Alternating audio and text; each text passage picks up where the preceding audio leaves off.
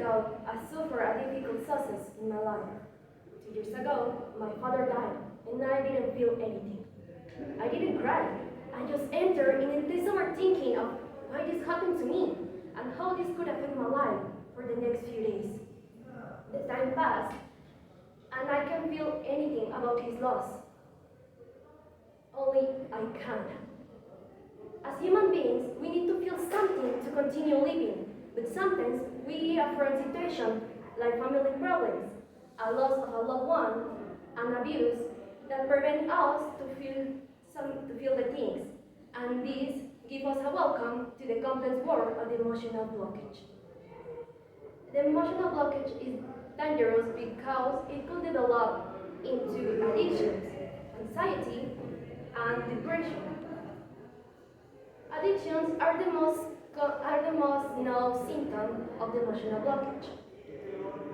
Being alcohol and drugs abuse, the most common type of dependence. But according with a well-known psychologist, Hilary Jacobs, we can find other types of dependence, like the constant use of telephone, excessive eating, and the one that surprised me, the constant anger with the others. People recur to addiction, searching a way to feel something, to feel again the sensation of happiness. And maybe it works for a while, but later the preoccupation comes again, and we can escape from this.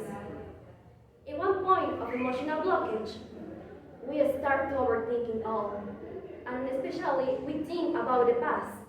And it's in this moment when anxiety makes a presentation to us.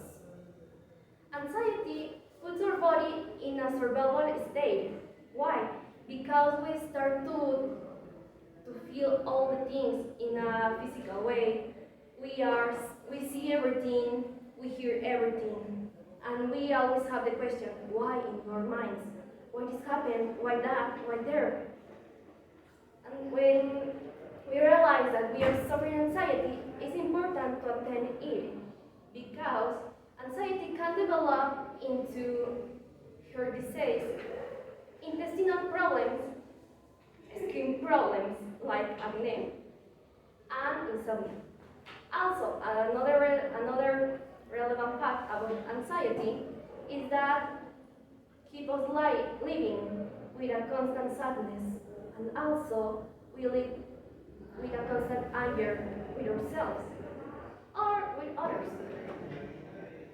The cherry of this cake made by mental problems is the depression. Depression starts with a no problem, I don't care, I'm fine, and ends with with internal conflicts. When depression is silent because it acts slowly. As I mentioned, it starts with a phrase, but yeah, you have a problem, and yeah, you care about it. Depression attends with our positive feelings because we put it in a type of barrier, as the psychologist Jane Davis said.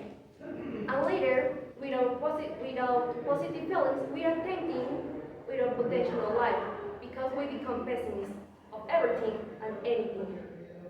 As I mentioned, depression is silent because it start because you lie about how you feel, then you lose energy, and the end, in the worst case, with suicidal ideas.